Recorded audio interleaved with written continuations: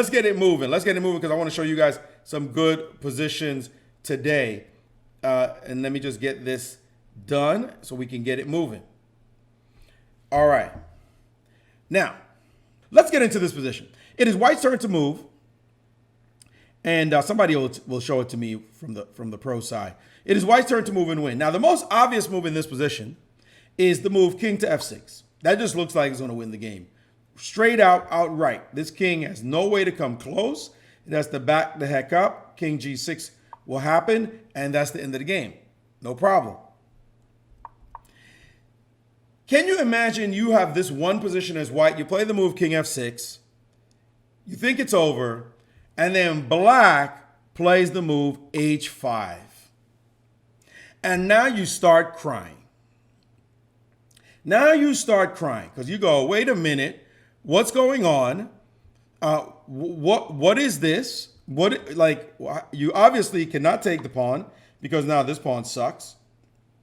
These two pawns are nobody. They're not going anywhere. Even after you take this pawn, it's going to be a draw. So h5 lands on the board. And now if you take this guy, then black just takes, you take back, and then king g7, and black has the opposition, and you cannot win this endgame. You can't win the endgame. It's a draw.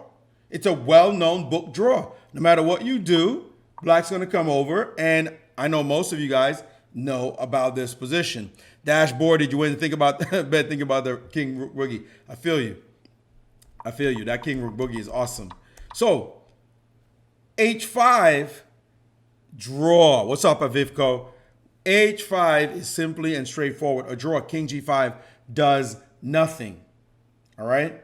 Now, here you're desperate. You might throw in h4 and hope that this works for you until you find out that actually you're going to lose this chess position after this. g5, king back, and guess who's running all the way home? I feel bad for you. You understand?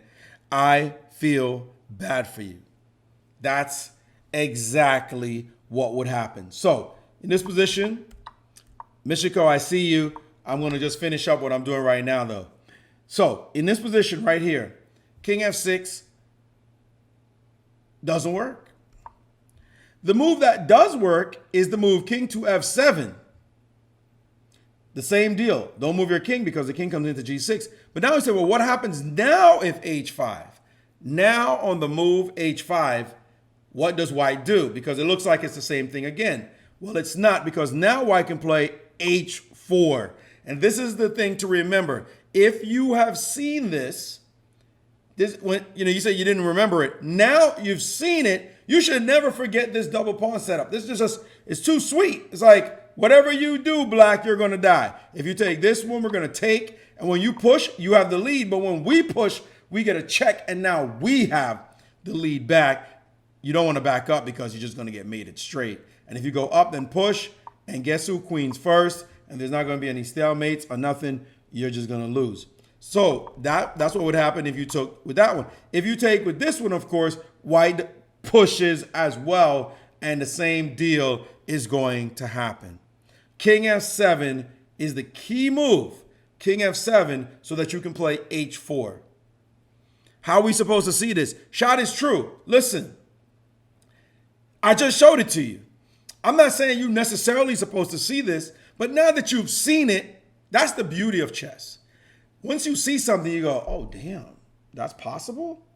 There's so many things like that in chess. That's why we study chess, because there's so many things that happen on a chessboard that you would never think of on your own. They've been discovered over hundreds of years, and then they've been distilled, and then the right books just hand them to you, the right information channel. Here, you've been given it now. So now that you've seen it, as ET901 is saying, you can't unsee it. You understand? Now that you've seen it, you're like, oh, I know this trick. This is a trick. You have this trick. Okay? So it turns into something that becomes much simpler to do. Text chess, you're right. Chess becomes easy in hindsight. Well, you're not. Some things become easier. Easier, all right? Because we've seen a lot on this stream that says chess is not easy at all. Like, at all. This is just, we get certain things like this, and then we go, oh, yeah, that makes sense. But when you get to the really complex positions, you got to bring all of that together. Okay? All of that together. The real chess news, did I see the Tata Steel Real Deal YouTube song? It was hot. It was cool. I did see it. It was a lot of fun. Definitely. Thank you very much for making it. It was absolutely funny indeed. No question about it. All right. So H4 is the key twist.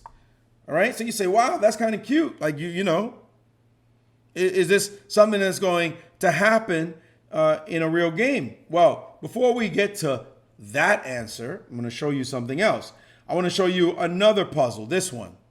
Now, this puzzle is one by Henry Rink, who was one of the greatest puzzle composers of all time. He was just absolutely somebody who used to just spit them out. He threw out puzzles, you know, like it was going out of style. Absolutely. So this is one of his puzzles, and he came up. There's many variations here, but I want to just go over the key variation. The key variation starts with the move F6, and of course, it's understood that an H-pawn is very dangerous for a knight to deal with. So F6 is definitely a key correct move at this point. G takes F6, pretty much forced.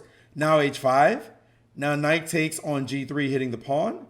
Now H6. Now remember, black has 4 pawns to 2, but it's not about the quantity. It's about the quality in chess, especially when it comes to pawns. It's not about the quantity, it's about the quality. Remember that in your endgames. It's not about how much you have, it's which one is passed and running home. But black plays a technique that's very famous, and it's this move, knight to F5, hitting the pawn. And now this one, knight to D6 with check. You saw what just happened? The knight came back, and they came back to D6 with check, and now it's going to come back here and stop the pawn. King to B4, and the knight danced and pranced all the way from E2 and got its home back to the square F7. Cool. Saving. Safe. But you're losing. Why? Because white plays an extraordinary little move, knight to E6. And you say, well, what's the deal with knight E6?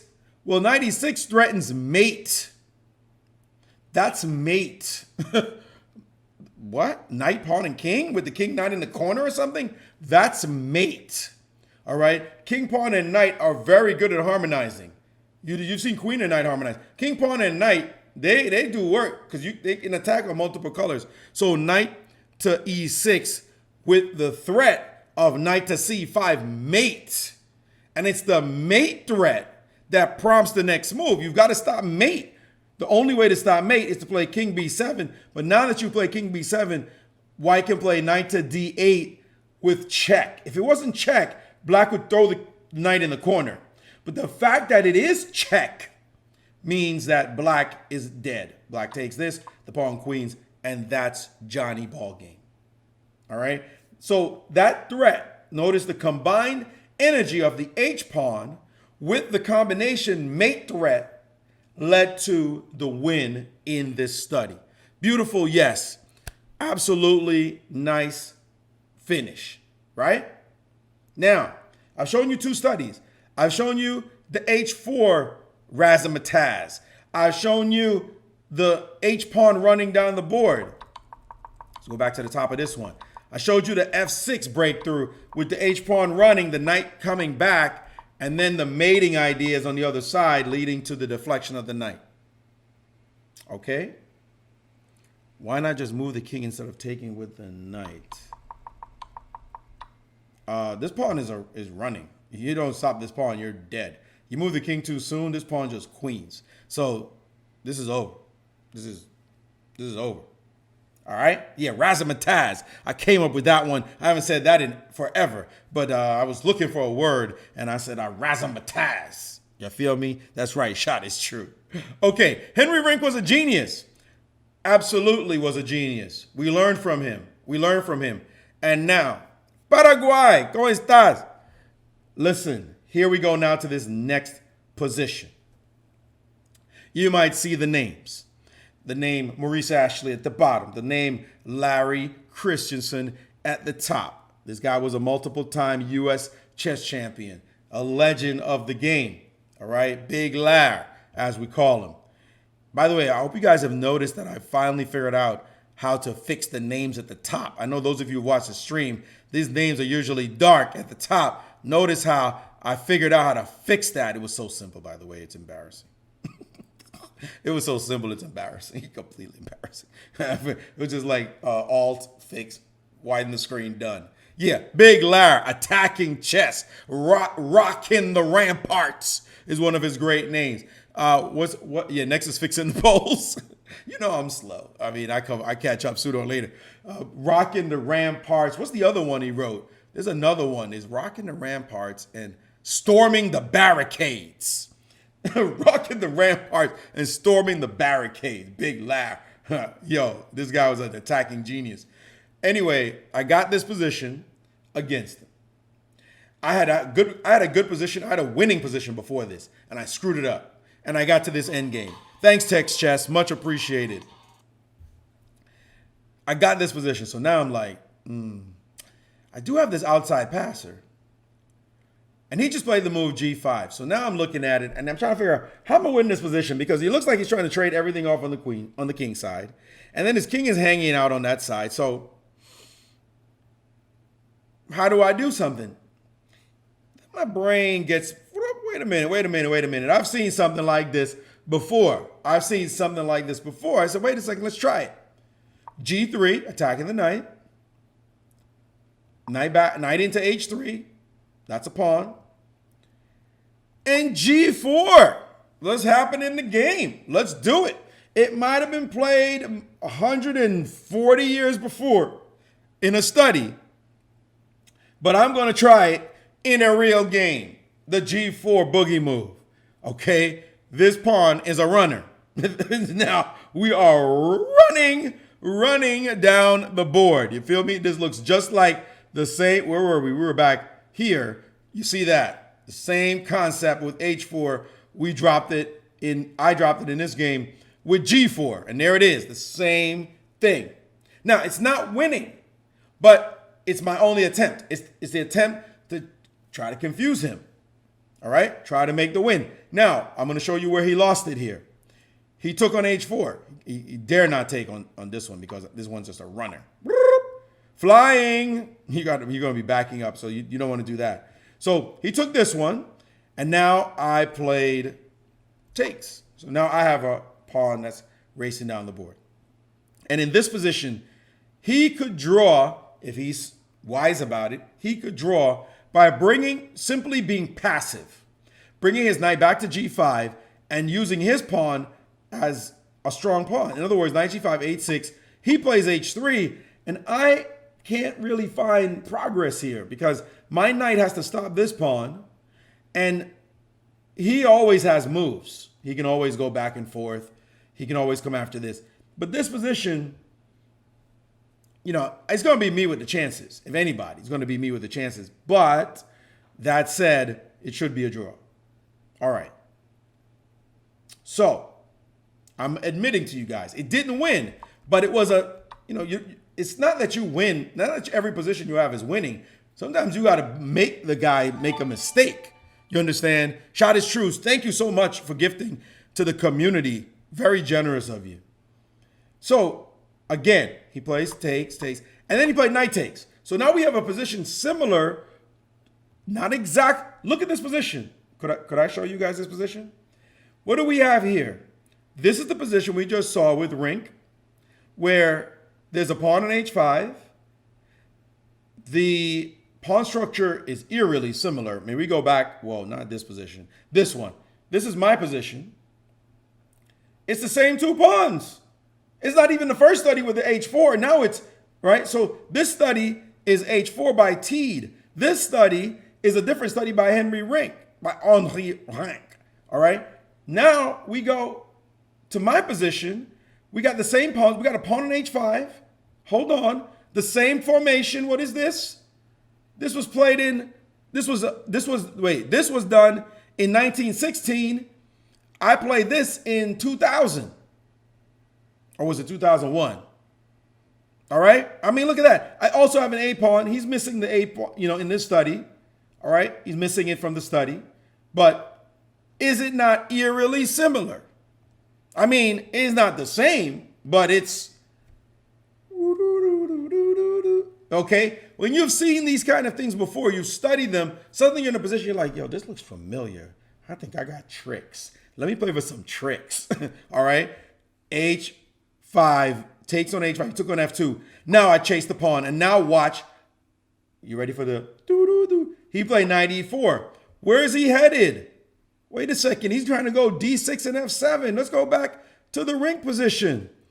Takes H6, knight F5. Where is he headed? Wait a second. This is Ashley Christensen. This is Henri Ring trying to stop an H-pawn. Eerily familiar. It's the Twilight Zone we're in right now. Doo-doo. Except, wait a minute now. This knight going to D6 is going to cause damage. So what do? That the knight in this puzzle is all the way on F8. My knight's back home on E3. I said, buddy boy. Shut the door. Shut the door. You're not going to D6. Stop that nonsense. I'm queening Joey. You need to stop. This knight D6 is not going to work. Not going to work. You're going to have to stop it another way. He had to double back and play the move knight to G5. Now he's stopping the pawn. Official. But it's too late. It's too late, baby. Now it's too late. Give me the pawn. Knight takes on H4. Got it. Got it. Now that you no longer have this as a threat, here's the deal.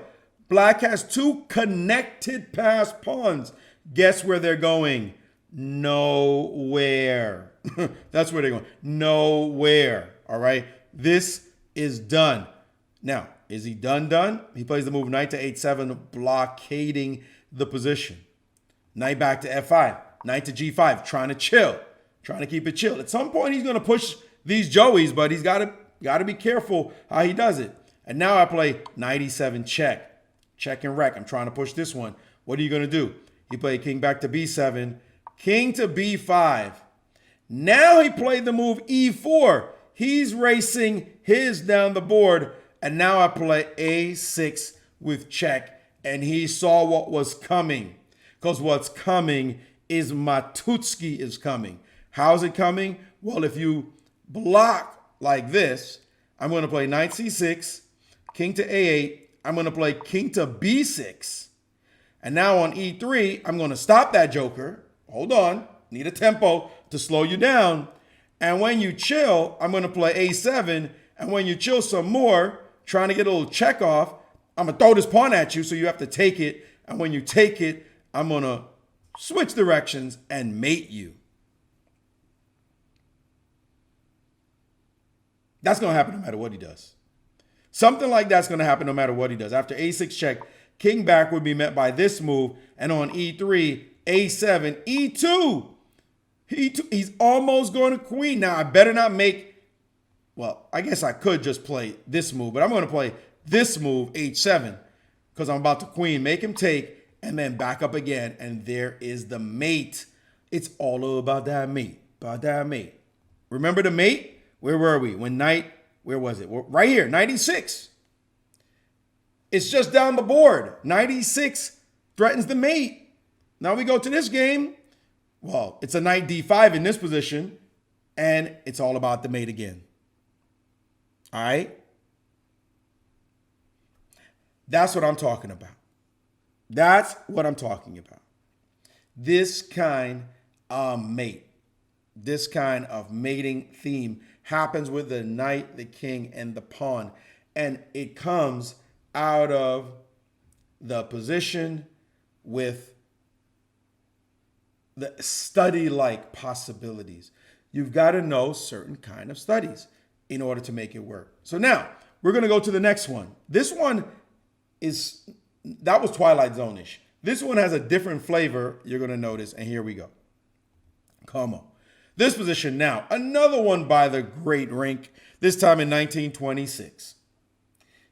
It is black. It is white to move and win. White to move and win. White has no pawns. Black has sufficient mating material. Okay. Chess Optics, Dropping It by Emmanuel Lasker. Great quote. This is a position that The point, yes, Mr. Ridden, I want to make that point. Did I remember these studies? The point is when you look at all these things, your brain remembers, it's buried in your subconscious and you go, oh, I've seen this before. And even if you don't remember the exact name of the study, you've seen the idea. And the idea makes it much easier to find. And that's the secret, right? Things echo in your brain and you go, wait, something's going on. And it goes off because you've seen it before. So trust me. And what was eerie for me is when I would study chess and then I go play my friends and then on the board, I just studied something. I was like, oh, wow, look at this. All right, this is crazy. This is like, how is it happening on the board? So here we have this position. It is white to move and win. This one is going to be different from the next one I'm going to show you, and the next one I'm going to show you is going to be far more complex, in-game kind of thing. But I want to show you this endgame. This study is kind of cool. So asking, doesn't King B8 win? If he goes King B8, just move his bishop to A6. You can't go here. That's just a free bishop. So that's not going to work. All right. Now, obviously, playing check and winning this pawn has zero value. That's not doing anything for us because the trade is going to happen and that's going to be the end of that. No, the correct move is definitely king to b8. And now black has to be careful because if the bishop goes to e6, then either knight f4 check or knight to d4 check picks off the bishop. All right, we'll just play one of them. That's check. Thanks for your bishop. So bishop to d7 is forced. And now the move king to c7. You can't go here. Obviously, you can't go here because you get taken. And you can't go here because bishop to a4 is met by knight to c3 with check. Thanks for your bishop. So bishop has to, after bishop d7, king c7, the bishop has to go backwards to e8, the only move. Now on this move, we just keep tracing it. The bishop is in trouble. The bishop, we know it cannot go anywhere along this diagonal. It dare not go to either one of these squares because the knight f4 is going to play. It would be check and find it. So that means bishop f7 is forced. And now comes king to e7. Now this bishop has this long diagonal. Multiple squares. Go right ahead. Pick one. As a matter of fact, I'm going to pick one for him right now and then play this move to make it even clearer. Look at this long diagonal. Pick a square. Can't go here because of the king. Can't go here because of knight f4. Or here because of the same knight f4. Can't go here because of the bishop. Can't go here because of knight c1 or d4. And cannot go here because of knight c1. Let's make that knight into a knight. And you pick off the bishop. What? So that means you have to go on the very short, disgusting square, h7. And now king to g7. And the ziggy-zag, ziggy-zig-zag. The dance of the king and bishop, and the bishop dies, and this game is over. Oh yeah, knight c3 was also possible, Menashe. Thank you for bishop a2. That's extraordinary. I mean, that's really extraordinary. The simplicity of this, cool simplicity, the way it just everything is organized with limited space. Only 6 things on the board. And the position is magical. Just based on one discovery idea. Once you see it, you can't unsee it. All right? Beautiful study. The king march to go to win. Chess is a geometric dream. I agree with you, Kulia.